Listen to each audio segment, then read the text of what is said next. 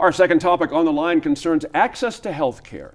As lawmakers in New Mexico prepare to pass legislation protecting the public's access to reproductive and gender-affirming care, an anti-abortion activist from Texas has caught the attention of international media. That will be Pastor Mark Lee Dixon of, quote, Right to Life of East Texas, end quote, that's the company, was the subject of a feature article by The Guardian last week. The story highlighted Dixon's work pushing anti-abortion ordinances in cities across the U.S., and that includes several New Mexico municipalities, including Lee and Roosevelt counties, Hobbs, Clovis, and Eunice. It's a lot of places. These ordinances in New Mexico follow the Comstock Act.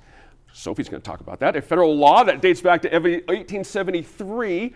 And if you don't know about this, under the Comstock Act, mailing, importating, or transportating obscene or crime-inciting materials is illegal. That includes any drug, medicine, article, or thing designed, adapted, or intended for producing abortion. That's the point here, Sophie, isn't it? Mr. Dixon spoke to The Guardian about New Mexico's proposed House Bill 7, which would override anti-abortion ordinances enacted by municipalities in the last year. What do you think about that? Well, that's amazing. There's a lot going on, and I would just start by saying, and I think people recognize this while it was happening, that the U.S. Supreme Court really opened the floodgates in its Dobbs ruling overturning Roe v. Wade, and so what we're seeing now is what the judiciary, or the Congress, et cetera, would consider sort of the experimentation that happens in the states, trying to figure out where the crucible of, I've forgotten what it is, experiments or something, but trying to figure out how far on one side, how far we can push here, how far we can push there. And this occurs, of course, in the context of a highly conservative U.S. Supreme Court. And at one time we would have said conservative meant hewing to precedent, sticking with we call stare decisis, which is, this basically has already been decided. We can build on it, but we're not going to tear it away. This U.S. Supreme Court would argue that they're not changing things, they're clarifying them. I see. And so within that context, something like the Comstock Act, 1873, and which was largely designed to prevent, by this Comstock guy who was in charge of the mails back then, prevent the mailing of smut. He was concerned about whatever the 1873 version of Playboy was. But this other stuff came into. Over the years, and really as long ago as the early 20th century, the country's, the judiciary's understanding, of Congress's understanding of this law has changed. And so there is this both legislative and judicial record that has really torn away a lot of the elements of the Comstock Act, such that today the Department of Justice would say, look, mailing medical abortion drugs is not going to be a problem under the Comstock Act. What you don't know, I realize I'm like such a lecture now, but what you don't know is what this Supreme Court will decide to do. Will they say, nah, you know what, we like the Comstock Act. No, I don't think anybody is getting Playboy through the mail anymore anyway, but no more Playboy through the mail, no more drugs through the mail. And that's what initiatives like this are trying to do. They're trying to get up to that U.S. Supreme Court. Interesting point there. I'm wondering, I got to ask one more question, Sophie.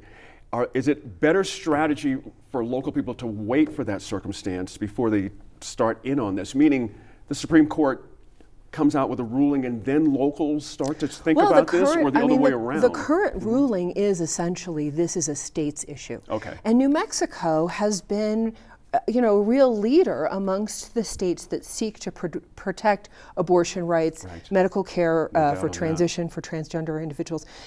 That we've been a leader in that. Even just in the past week or so, we've seen legislation come through protecting doctors, protecting patients, protecting rights.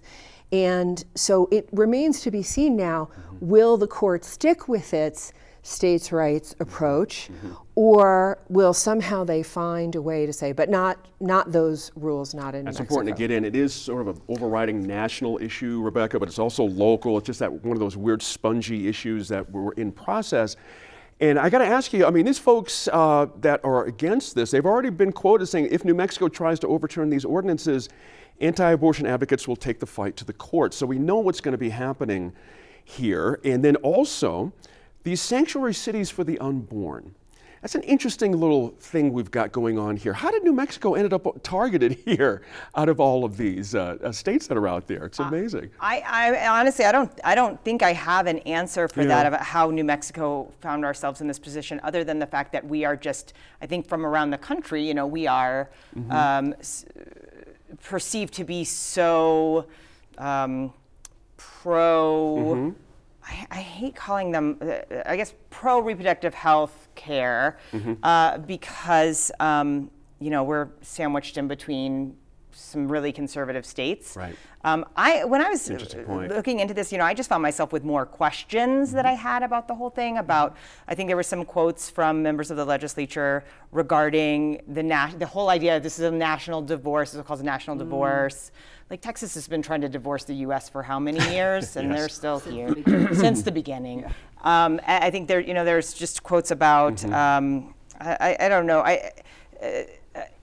The whole thing, I think, just is. This is not a moral issue. Yeah. Women need to have rights to health care. Right. I hate that it's always about abortion. It's not always about abortion. It's not. Again, it's not. It's so much, and I think it's difficult for women even to to articulate. Sure. But just bottom line, women need to be able to have access to health care with their reproductive organs. Full stop. Yep. Enforcement, Dan. For the counties that have enacted these ordinances, and we've come up with this new state law, we've seen this come down before. Certain counties are just not going to follow. They want to follow their own deal. That's why they passed it in these areas. Well, Jen, I think the bigger question is the hypocrisy, right? We went through this with sanctuary cities, right? We had sanctuary cities. We had cities that said, "Hey, listen, we're not going to enforce federal immigration law. We're not going to enforce state law. We're not going to enforce. We're going to change the law locally. We're going to welcome." We're going to become a sanctuary city. Now, it's okay to do that, but it's not okay to do this. So it's just the idea of the hypocrisy it's rampant on both sides, obviously. There's no doubt about it, right? But I mean, just this issue alone, I think it's interesting, I've been doing the show for a long time with Sophie, and I really appreciate, and Sophie and I don't agree on a lot of things, and we're not going to agree on this thing, right? Because I think it's interesting when Sophie says, hey, listen, the Supreme Court is conservative, and yeah, I think they are kind of conservative. But instead of saying, is it a bunch of conservative judges that are trying to do something, maybe it's a pushback to a swing by the left that people are saying enough's enough, right? You had Roe v. Wade, which was, if we look back, was about a woman who claimed to not know the father of the child, wanted a first-term abortion. Today we're talking about late-term abortions at a point that it's okay for dinner topics now. And so I think, when you look at the polls that are going out there, the number of people that are in favor of women's choice, women's reproductive rights, unbelievably high. When you start going into late-term abortion, those numbers change drastically.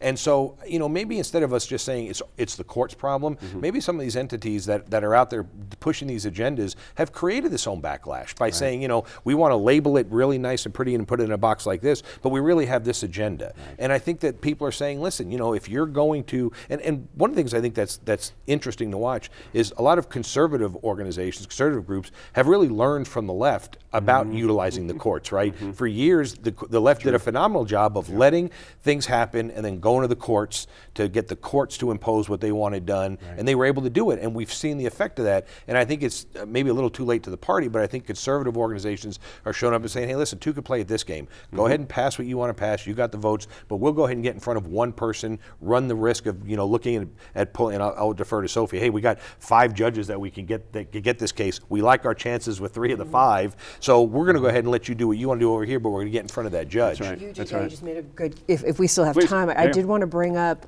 Federal Judge Matthew Kaczmarek out of Texas has just heard arguments on a case that it seems likely could affect the entire country regarding medical abortion, so the use of abortion drugs.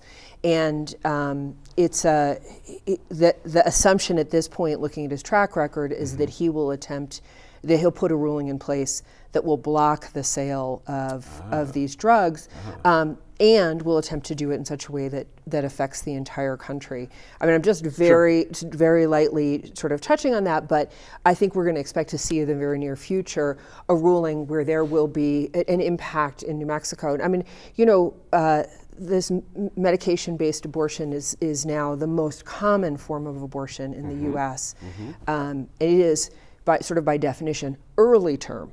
It is not late term, so it does not get into at all the issues that that Dan was bringing up. Can I ask you one more thing? And I'm going to ask her one more minute out of the booth here. I think it's kind of important for Sophie. I want to ask you, House Bill 7 would allow state attorney general or a district attorney, which is interesting to me, the right to initiate a civil lawsuit in district court if they feel a governmental body has acted to deny or prevent a legal right to obtain reproductive health care services. It's a $5,000 ding, I guess, for the governing body if they found guilty. Plus legal costs. Yeah, that's always. Yeah. I'm just, in your opinion, how loath or anxious might an AG or for a district attorney to be I mean, it's to file charges it's 100% here? about their perspective on the law, Right. perhaps their personal approach to the law, personal beliefs, and then, as came up earlier, what are their constituents? What does their community right. expect of them? That's right. And so, I mean, I would expect there to see, for the most part, those actions coming from elected officials for whom their electorate is in support Right. of. So in other rights. words, Isn't it local interesting- DA is not going to touch isn't it. it interesting, Gene, that it's going to be down to the isn't it AG. interesting that bill Yeah. specifically talks about going after local governing bodies Yeah. when it deals with abortion. Right. But it doesn't say just passing laws that are contrary to what needs to be done. It does right? remind me, I want to say it's Kansas, but if it's not Kansas, I apologize to any Kansans watching right now. Kansonians. Several years ago during the battle over the Affordable Care Act, there was a state that put in place a constitutional amendment granting its citizens the right to bodily autonomy and making their own medical decisions. And that constitutional amendment is now being used in the abortion battle. So, the state was like, you can't force me to buy ACA, and now, They're using it to they're- say you can't stop me from. yeah, no. totally. Interesting. Glad you got that in. Good stuff there. Thanks again to our Line of Opinion panel. We'll be right back here to talk about a report showing our state corrections department, get this, lost track of nearly 24 people who had been sentenced to life without parole as children. That's in about 10 minutes.